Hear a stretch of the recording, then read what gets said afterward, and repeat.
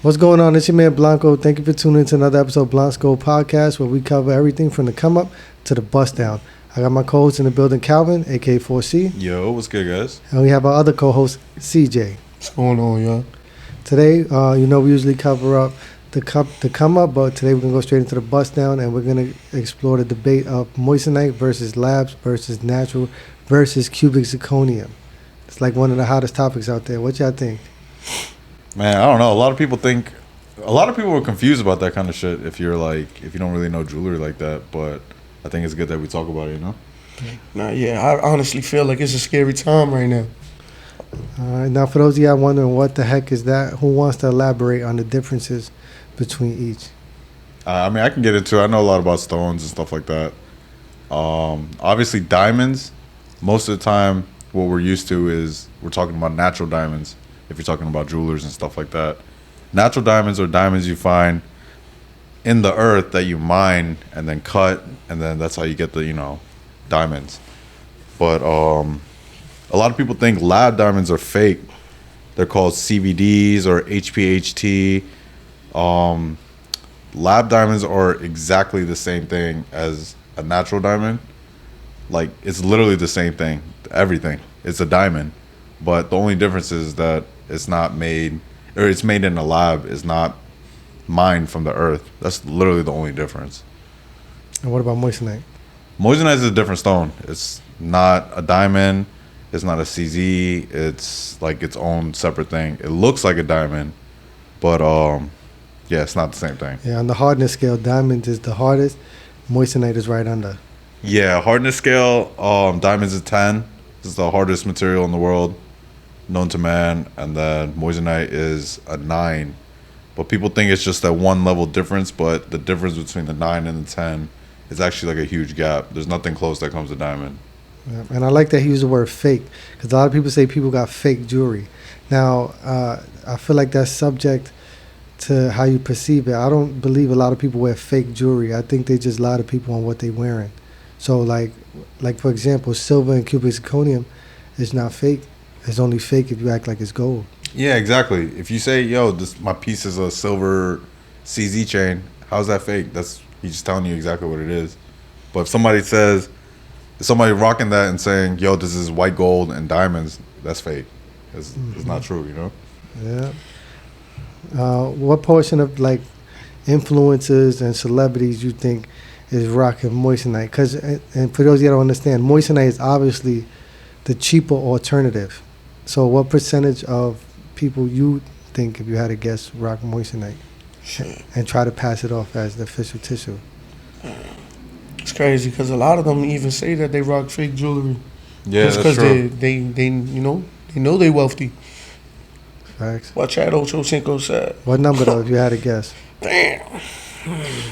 We talking about like A-list celebrities or like just typical rappers? Oh, I think, of course, I don't think Drake wearing no moissanite. Yeah, but of course like not. the typical 1 million followers on the gram type shit. Maybe most athletes. Ocho Cinco. I don't know, man. Honestly, I think they really spend their money on diamonds, bro. Yeah. I don't think so, bro, because when you come down to it, they already got the name. You don't even have to Google search it. Yeah. You know what I mean? So it come down to why spend $700,000 on the chain when I could spend $700 on the chain and get the same outcome. Yeah, and what he mean by same outcome, for those of you that don't know neither, is that everybody, I know you see the YouTube pranks where they got the diamond testers, and the moissanite and the lab alternatives could both pass the diamond tester. So you're spending less, but it could pass the test, and you be litty. You know what I'm saying? Right? That's pretty accurate, no? Yeah, and to the naked eye, you can't tell. It's scary. From your experience in the industry, what indicators you look out for to see if something is moissanite or diamond? Like, what could people out there look for when they trying to check it out? I mean, average people, to be honest, if you don't have a trained eye, if you don't buy real jewelry or like, you know, diamond jewelry, you're not really gonna be able to kind of tell. Except like some stuff you can look at and it's like obviously fake. It's like, come on, bro. You don't got a car, but you got a $100,000 chain. Come on, bro. That don't make no sense. Yeah. You gotta look at stuff like that. You know, it's easier to see it like that than actually trying to, you know, look at the stones and be like, oh, I think this is CZ or whatever. You know what I mean? Yeah. Nah, look, like I mentioned earlier, the dude that walked in a couple of days ago, he actually thought he bought something silver and moissanite. And it wasn't even moissanite. It wasn't even moissanite. It was CZ. And he was like, he was kind of upset, but like, you didn't get it from us, so like, we can't.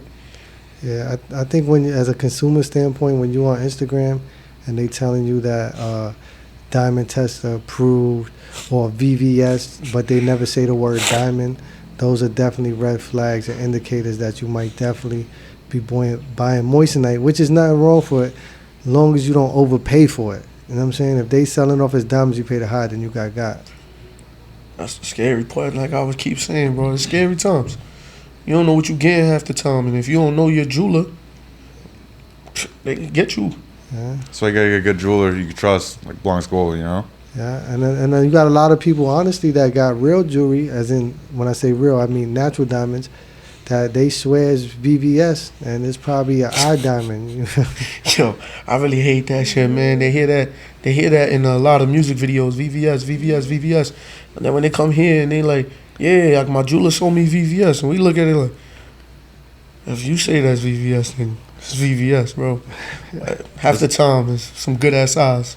Listen, if you're buying real VVS natural diamonds, you're spending 1,000 a carat, like hands down. You're spending big bread on pieces that you don't think would be that expensive, but that's how you know you really got VVS. Obviously, you should get it checked through, but you can really see the difference between VVS and all these jewelers out here. They say they got VVS, but sure, they can make you a piece in VVS, but you're going to be paying a lot more than you think. It's not going to be no sale price, no discount, none of that. It's expensive, man. So, Yeah, diamonds is definitely a luxury item where, you know, it's to ball out because you're not really going to get a big chunk of your money back when it comes time to sell it. So that's why a lot of people also choose the alternatives.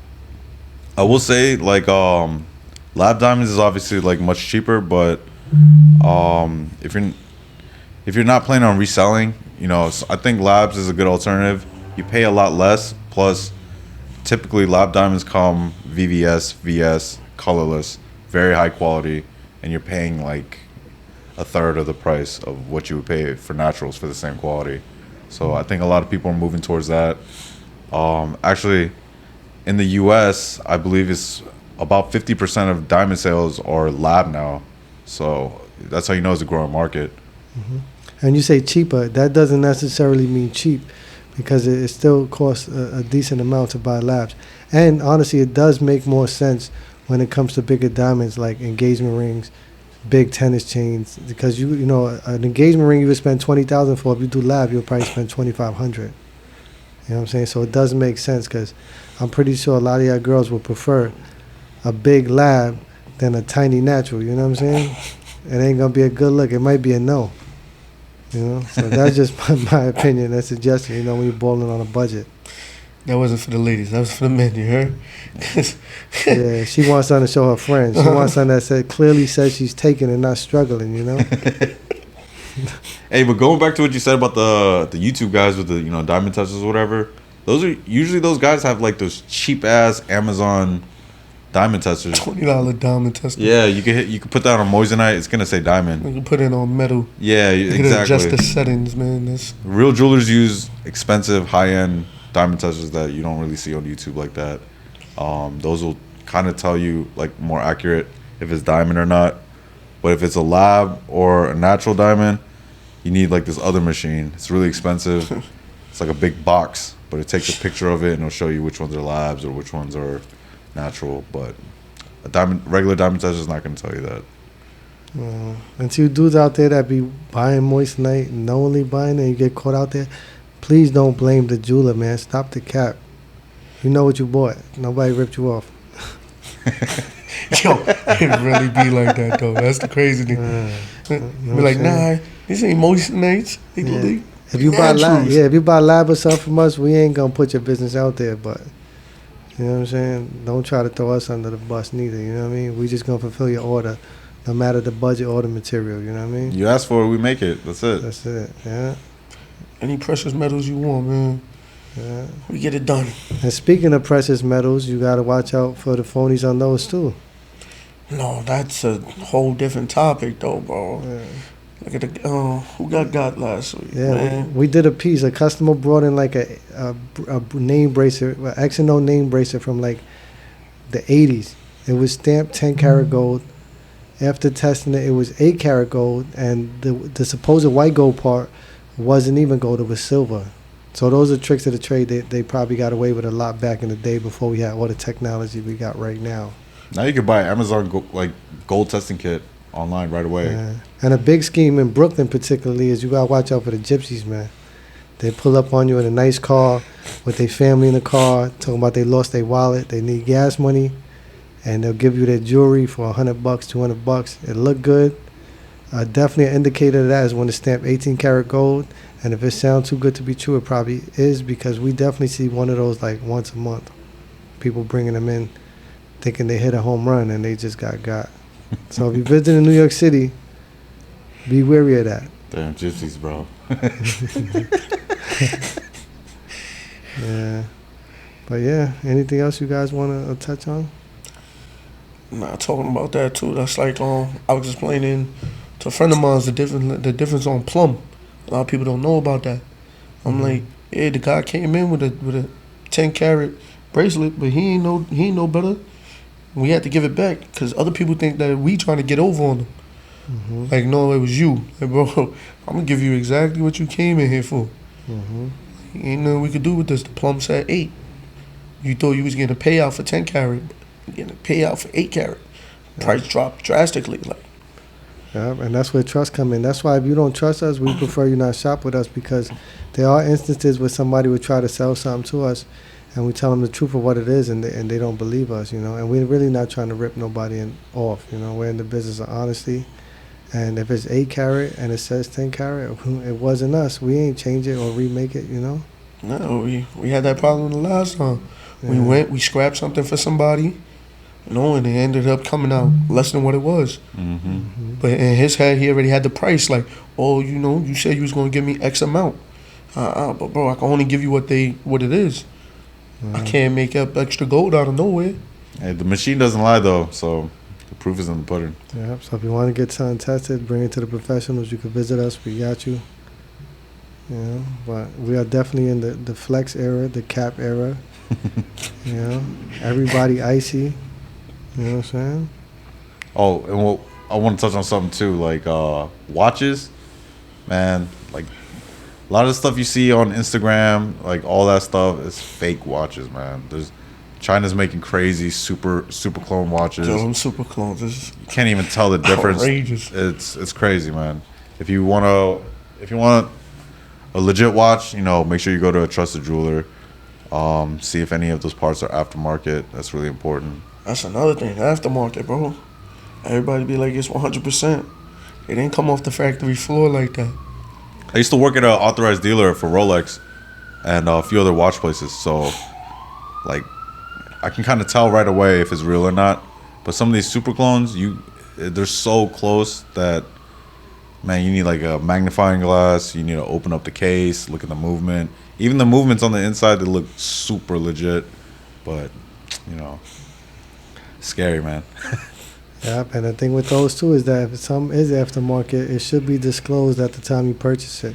Whether it's an aftermarket bracelet, aftermarket bezel, which is understandable if it's an older watch, because it might be hard to find replacement parts. But if you do try to bring that watch into Rolex, they might not even touch it, might consider it fake. But you do have a lot of jewelers now where the whole watch is aftermarket, and the only thing original is the movement, and that could be debatably fake. You know what I'm saying? So it just depends on how you look at it. But obviously, you're paying a fraction of the cost of what the original would be. So it comes down to preference too, you know. Yeah, but then some jewelers don't even disclose that. People just thinking they get an amazing deal, and then when it's time to sell it, you they're like, nah, all this is aftermarket. The only thing real is the movement. It's like having a Rolls Royce, and the only thing that's from the factory is the Is that- steering wheel. Not an engine. Yeah, or the engine. You know what I mean? So it come down to know what you buying, and actually know who you buying it from. Well, back on the stone stuff though, like I would say, in terms of like price, it would be like in order. It would be like natural diamonds, lab diamonds, moissanite, and then cubic zirconia. Cubic zirconia, you could tell they're fake.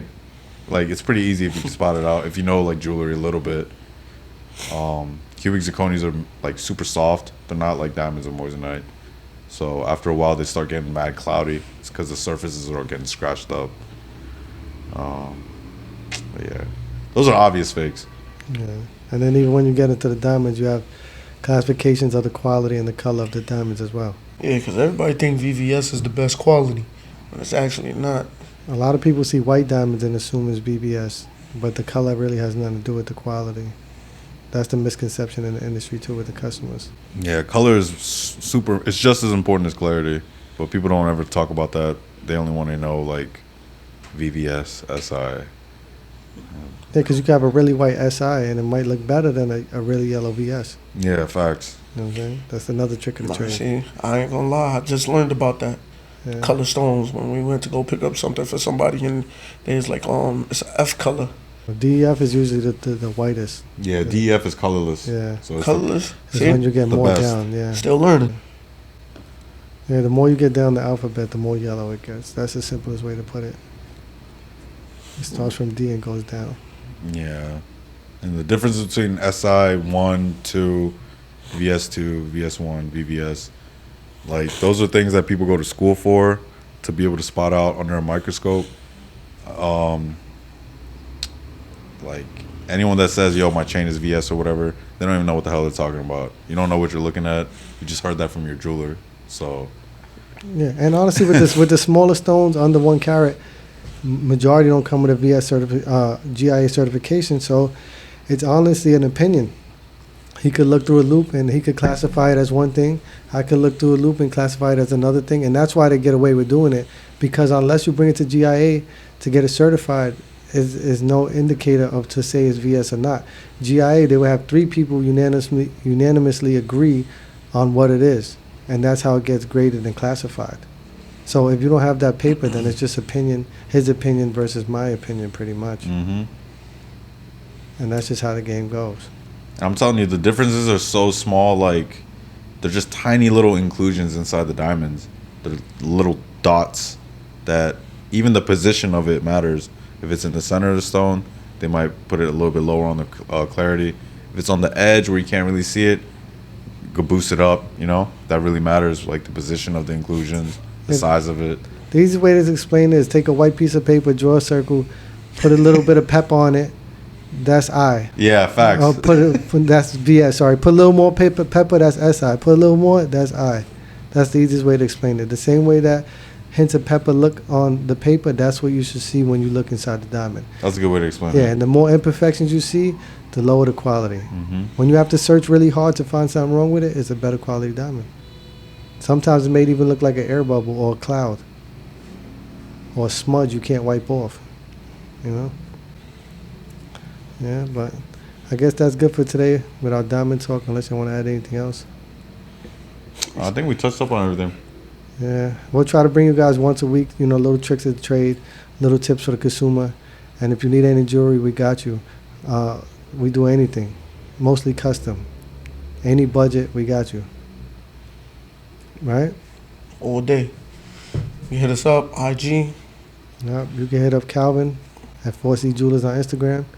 You can hit up CJ, MMC1223 Yes, sir. on Instagram. You can hit me up at Blancs_Gold, or any of us at Blancs_Gold, and we'll take care of you. But as always, thanks for tuning in. You know the vibes, Blancs Gold and Diamonds, Brooklyn's best jewelers. Peace. Peace.